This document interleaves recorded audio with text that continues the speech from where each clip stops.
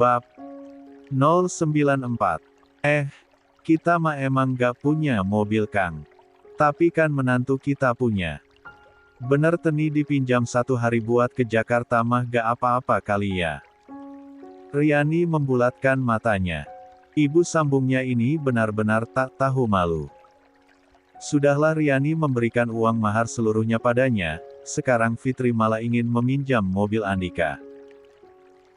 Malu atuh Mi. Pak Andika de siapa? Bos besar. Jangan gitu. Gak sopan. Akang mah gak mau. Malu mikirnya juga. Fitri kesal dibuatnya.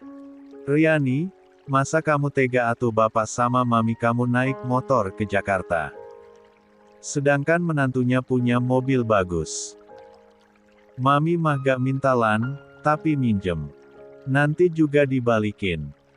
Bensinnya juga diisiin. Masa gak boleh? Ucap Fitri kembali dan inilah yang Riani tidak sukai dari sang ayah meskipun Wandi tidak menyetujui apa yang dikatakan oleh istrinya namun Mandi hanya diam saja ketika Fitri mulai melakukan manuver-manuver Emi meluruskan niatnya yang kali ini ingin meminjam mobil Andika. Ya Lan ya. Boleh atuh. Masa jemput Fahri pakai motor?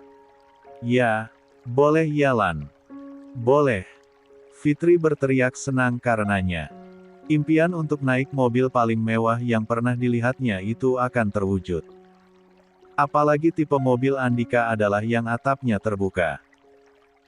Fitri sudah mengidamkan ia akan berdiri di tengah dan naik hingga bisa merasakan udara terbuka dengan tangan ia rentangkan bak di film-film yang ditontonnya.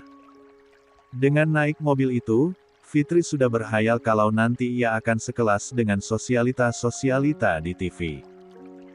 Tuh, Pak, Riani aja bilang boleh. Iya kan boleh ya Lan ya? Iya, boleh aja kalau ngehayal mah. Kan kalau terwujud mah nggak mungkin. Jawab Riani telak. Membuat Fitri geram. Kamu delan. Kapan berbaktinya atuh kamu sama orang tua? Suruh minjem sama suaminya aja, pakek bilang mami berhayal. Sok kamu Lan. Mentang-mentang kawin sama orang kaya. Mami udah cukup. Hargai atuh keputusan Riani, kalian bapak sama anak sama aja.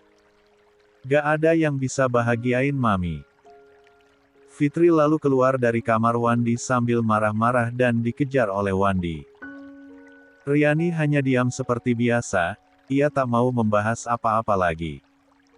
Sudah terbiasa dengan tingkah ibu sambungnya itu.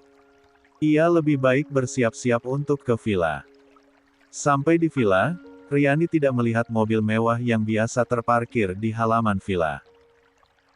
Riani pun bertanya-tanya apakah mungkin abang belum pulang dari kantor atau Andika sedang pergi dahulu keluar.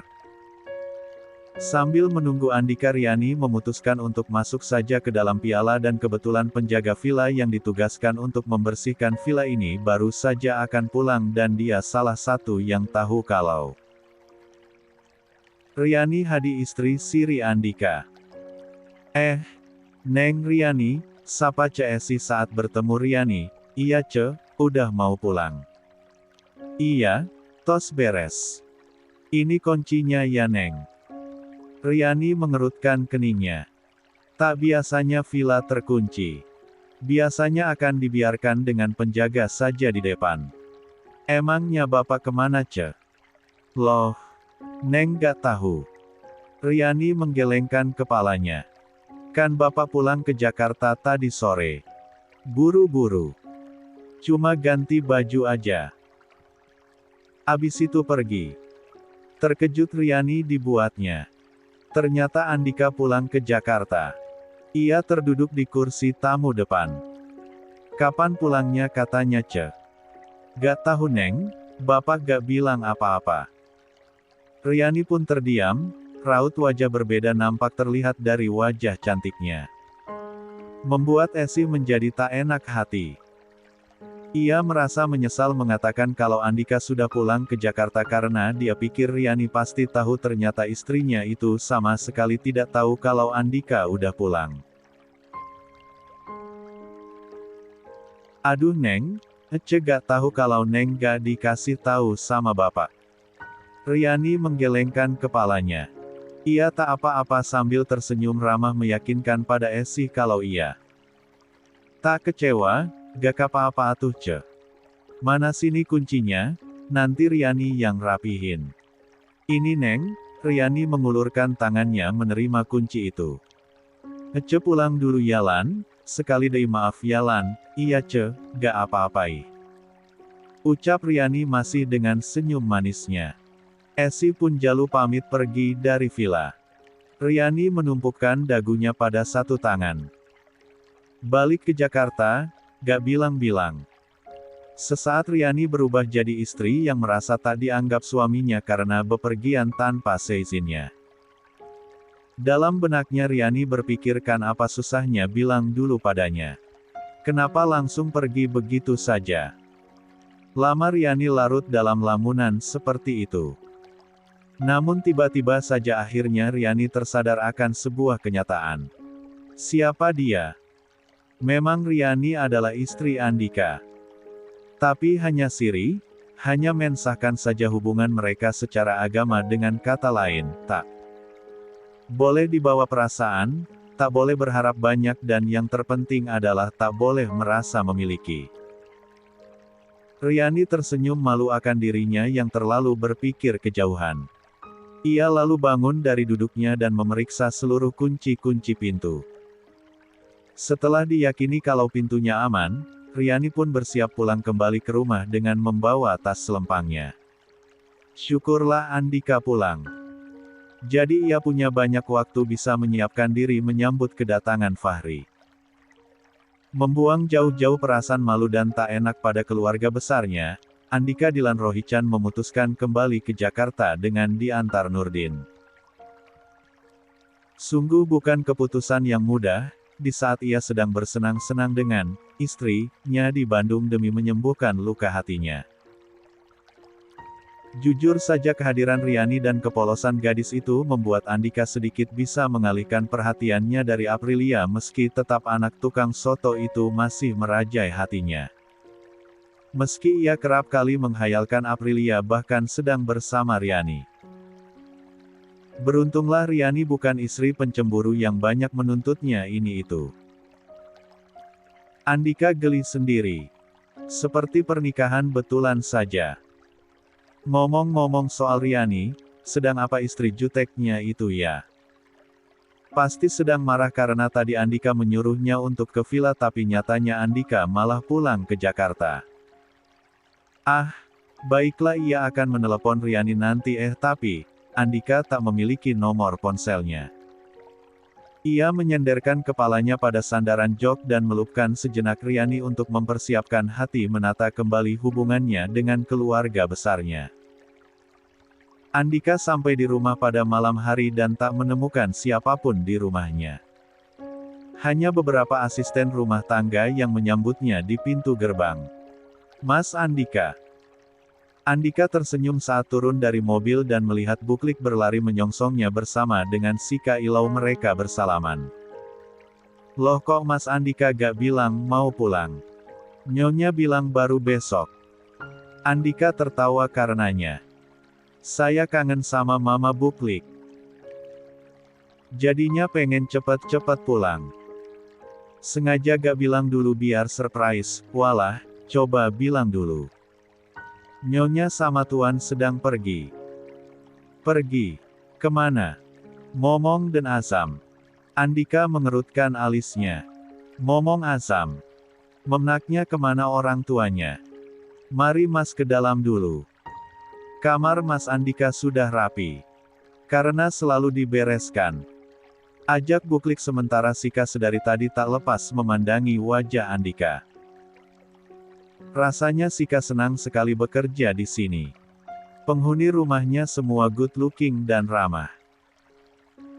Membuat Sika betah di sini. Saat itulah, Dari rumah samping terdengar suara gerbang garasi yang terbuka. Karena jaraknya yang hanya 5 langkah, Andika bisa melihat dengan jelas, mobil mewah itu baru saja keluar dari arah dalam dan seketika berhenti di samping Andika. Pintu mobil pun terbuka. Stella turun dan tersenyum lebar melihat pamannya ada di depannya. "Om." Andika meregangkan tangannya dan keponakannya tersayang yang sedari kecil memang dekat dengannya itu. Stella masuk dalam pelukan Andika dan melepas rindu. Alex baru keluar dari mobilnya lalu menghampiri Stella dan Andika. Untuk pertama kalinya sejak peristiwa di villa saat itu, Alex dan Andika bertemu kembali. Kedua orang pria yang memiliki tempat tersendiri di hati Stella itu sama-sama diam saling melihat satu sama lain. Andika tak mungkin lupa dengan Alex. Asisten Boril yang menembak kakinya setelah ia membuat Boril jatuh ke lantai dasar dari lantai 2. Andika mendengar kalau Alex dibebaskan segala tuduhan dengan Abayu yang mencabut gugatannya. Luar biasa sekali pengaruh sang asisten yang bisa dengan mudah mengambil hati orang tuanya. Dan lucunya lagi, orang ini adalah suami Stella sekarang. Ya, meskipun tak datang pada pesta pernikahan Stella dan Alex, Andika tahu banyak akan pernikahan mereka. Stella mengangkat wajahnya. Ia melepaskan pelukan Andika lalu menoleh pada suaminya. "Ah, Om. Kenalin ini suami aku, Om sudah kenal. Sangat kenal malah." Ucap Andika dengan wajah dinginnya melihat Alex. Begitu juga dengan Alex yang menyunggingkan senyumnya padahal hatinya ketar-ketir. Bukan ia tak menghormati anak dari Pak Bayu, tapi waspada perlu bukan. Mengingat siapa itu Andika sebelumnya. Alex mengulurkan tangannya. "Apa kabar, Mas Andika?" Alex masih memanggilnya seperti itu. Karena mungkin Andika tak akan nyaman dengan panggilan yang sama dengan Stella jika Alex yang mengucapkannya. Andika lalu menjabat tangan Alex. "Baik. Selamat untuk pernikahan kalian ya, mohon maaf Om gak bisa datang waktu itu." Jawab Andika sambil menyudahi kegiatan selamannya dengan Alex. "Iya Om. G apa-apa. Aku paham kok." "Ye Mas." Alex tersenyum pada Stella. Hal yang diperhatikan oleh Andika. Ia pun ikutan terkekeh. "Papa sama Mama itu baik banget ya, mudah sekali mengampuni dan memaafkan orang." Alex masih dengan wajah cerianya. Ia jelas paham kalau perkataan Andika menyindirnya. Namun ia coba tutupi perasaan tak nyamannya itu. "Iya, Oma sama Opa memang memiliki hati yang mulia dan pemaaf. Padahal saya sudah melakukan dosa besar dengan membuat anaknya celaka, tapi beliau-beliau memaafkan saya dengan mudah dan menerima." Kembali di rumah. Kini, Stella yang mengerutkan keningnya. Dengan jawaban Alex.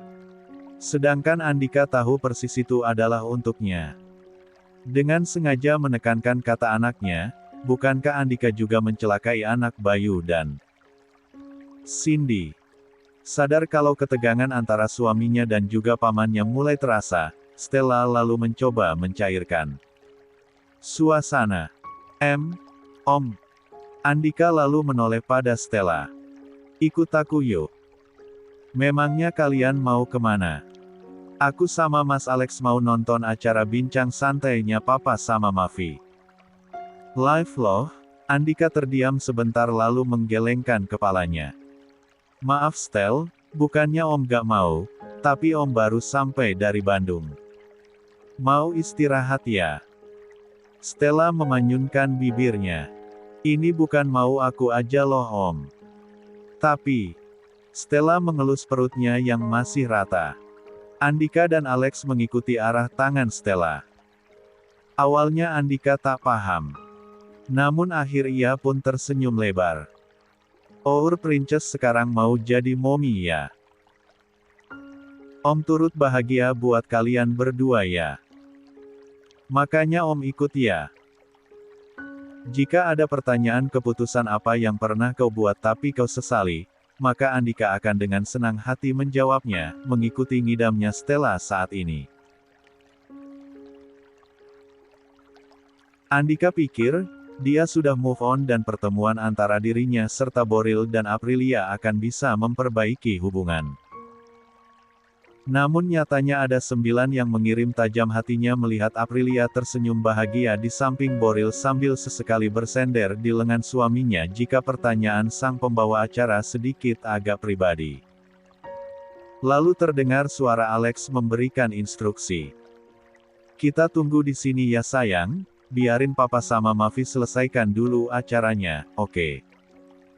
Meski canggung, Alex pun menyiapkan kursi untuk Andika duduk agar mereka tak terganggu dengan penonton yang lain di studio ini. Andika menyenderkan punggungnya sambil melihat wajah cantik di depan sana. Demi apapun ia ingin melupakan Aprilia tapi semakin ia berusaha keras, maka semakin sulit melupakan wanita itu. Jika bisa dengan mudah mencintainya, kenapa susah sekali melipaknya? Lirihnya. Ya Tuhan. Tolong hapus bayangnya. Andika akhirnya memutuskan untuk bermain ponsel saja. Sedangkan Alex duduk bersama dengan Stella larut dengan acara yang ramai sekali ini. Agaknya Boril dan Aprilia belum ngehkan kehadiran mereka. Kini semua mata pun tertuju pada pasangan beda usia yang terkenalkan kisah cintanya. Bahkan tema acara ini saja dibuat berdasarkan ucapan Boril waktu itu bincang santai bersama OWNERWANGPED, uang pet ada, sebagai bukti cinta pada istri saya. Pernah risih gak sih kak? Punya suami ganteng yang jadi idola baru dalam bisnis OLSHOP. Tanya Kiko Saputri pada Aprilia yang menjadi bintang tamu pada acaranya kali ini. Si cantik bernetra abu itu tersenyum jalu menoleh pada suaminya dan Boril pun membalas senyuman itu tak kalah manisnya. Duh, romantis banget sih kalian. Ini sih gak salah ya kalau kalian jadi idola baru para netizen nih. Kak Aprilia pasti sering cemburuan ya, kalau Pak Boril banyak fansnya. Boril tertawa mendengarnya. Istri saya gak pernah cemburu sama saya. Lanjut Boril lagi sambil tertawa.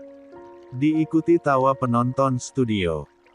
Membuat Kiko Saputri menggaruk kepalanya yang tak gatal. Loh, kok bisa gak pernah cemburu sih kak? Aprilia menegelengkan kepalanya. Bukan begitu maksudnya. Pernah kok, cemburu. Tapi ya, seringan Mas Boril. Alex dan Stella yang menonton dari balik kamera pun jadi ikut tertawa. Mereka tahu pasti kalau Boril memang menertawakan dirinya sendiri. Pasalnya ya memang Aprilia tak pernah cemburu. Boril lah yang sering merasa seperti itu dan Alex tahu persis kemarahan Boril saat cemburu. Ya iyalah punya bojo seumuran Stella, mana bisa tenang uripe. Ucap Alex dalam hati yang nyatanya membuat Boril menatap tajam padanya. Alex menelan salivanya kasar. Dari sekian banyaknya orang kenapa papa mertuanya itu bisa menemukannya ya? Fernando Jose sepertinya punya mata batin yang bisa membaca pikiran Alex. Alex langsung menutup mulutnya dan berhenti tertawa. Sedang syuting saja tatapan mata Boril bisa seperti Susana begitu. Alex kan jadi merasakan suasana horor di sini. Meski sedang ramai. Kenapa mas? Tanya Stella yang melihat suaminya berkali-kali mengusap tengkuknya. Ah, gak apa-apa. Mas merinding, ada makhluk halus liwat. Sontak saja Stella langsung merapatkan duduknya dan dengan senang hati Alex memeluknya dengan satu tangan agar merapat ke tubuhnya. Masih yang benar. Aku takut. Alex tersenyum bahagia ternyata benar selalu ada hikmah di balik musibah. Lagi hamil enggak boleh pikirannya jelek.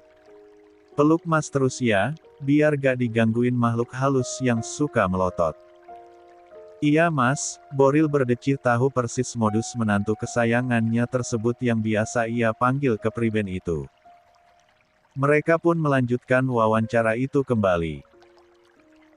Sesuai dengan jadwal yang telah tersusun kemarin dan telah disetujui oleh Aprilia, maka BINCCANG Santai bersama Kiko Saputri pun akhirnya berhasil diadakan dengan bintang tamu oner WANGPED bersama dengan sang istri tercinta, Aprilia Ayu. Antusias pemirsa dan pengguna media sosial akan pasangan yang meski berbeda usia sangat jauh namun serasi ini, sangat tinggi. Sehingga banyak media berlomba mengundang keduanya di acara mereka dan Kiko merasa beruntung sekali bisa mengajak wawancara pasangan ini. Boril dan Aprilia yang sama-sama mengenakan outfit hitam itu nampak ceria dengan pertanyaan-pertanyaan yang dilontarkan pada saat siaran langsung. Sedangkan Azam dititipkan pada Cindy yang menonton secara langsung live TV show ini.